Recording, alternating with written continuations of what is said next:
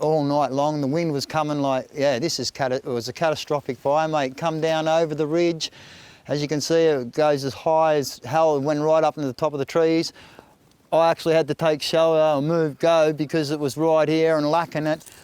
I sprayed this with fire retardant and hosed and hosed and hosed, drained my dams, and I just hung here for the majority of the whole night. So, yeah, I basically saved my home. And when I was standing here hosing, look, my hair's all singed, and yeah, it was right here above. Look, it's that high, bearing down on me. It was like an inferno. It was like the apocalypse, mate. It was like hell on earth. I really feel sorry for so many people. There's so many nice people that it's carnage, mate. Every second house on this road's gone. The whole of Fricka Road's gone. Village gone. And surrounding houses, I guarantee most of Nymboida are going to be displaced because they're going to have nowhere to live. I know it was a catastrophic fire, but there's no water bombers. I actually had no one come up here to notify me. I got it on a text, but I lost my phone, so how are you meant to know, you know? And yeah, I'm just glad that I'm safe. And like I said, I'm really sorry for every person in this whole area that's lost out so much stuff. My heart bleeds for them. There's nothing that the fireys could have done. They do the best job, considering they're so undermanned, they're not paid, and yeah, and so understaffed, mate. It should be made law in school, I reckon, that you do a firefighting course here in Australia, so if it takes time, everybody can pitch in instead of just relying on a certain few. But, you know, government and their politics, you know, Mr Morrison, well, I hope you can see this, Mr Morrison, because I want you to come and have a look and see what it's been destroyed, you know. You sit there in your high and mighty office with, you know, your big pay. Look at all these farmers here that have nothing now, who are suffering in the drought, and now are definitely devastated. We might not come back from it. I'm still gathering thoughts, trying to remember that what it was that I actually did see, whether or not I could believe what I saw. It was an unprecedented event. I don't think I can articulate exactly what I felt, but it's something that's never happened to this degree, certainly here, and it was devastating. It was a storm. It wasn't a fire. It was a storm. It was a firestorm. Nymboida is a small, close community.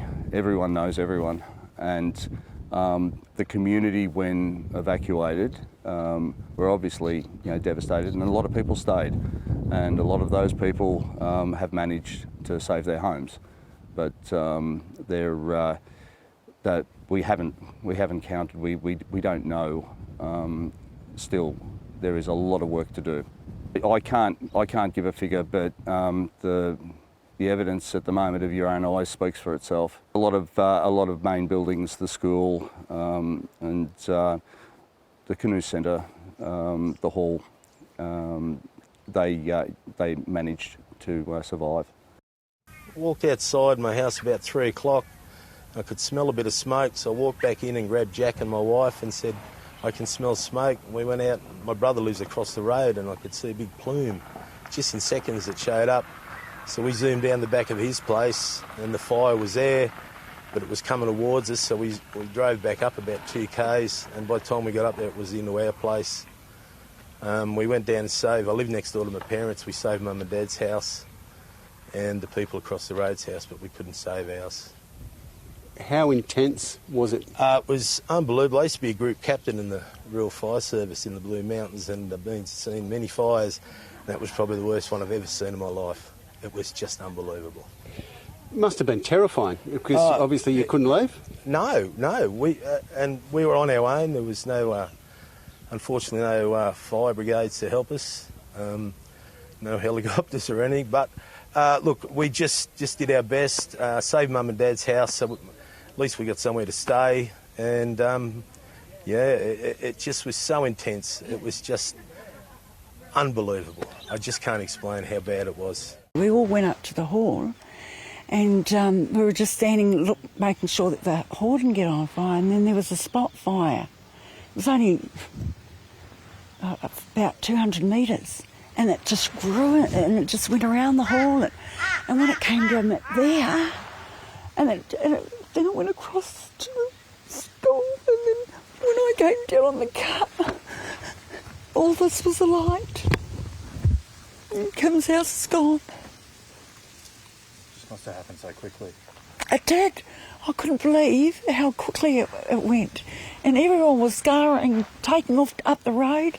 And then they knew they couldn't get through, so they turned around, and that's when because I was sitting up by the fence outside the school, and then I thought, well, what am I going to do? And then when I saw the cars going past, I just followed them back.